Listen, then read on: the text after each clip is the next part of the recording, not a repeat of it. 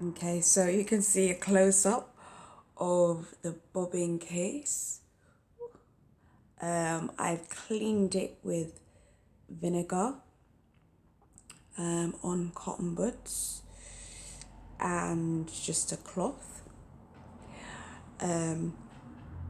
Also cleaned the bobbin case. You can see it's shiny. Well, it's not shiny because I haven't oiled it yet. I'm going to oil it next. I've oiled this already, this square part. I just need to oil this one. So I'm going to oil the parts using the Singer oil. I'm trying to reduce that bit. Yeah, so I'm going to use a Singer oil, cotton buds, and a cloth.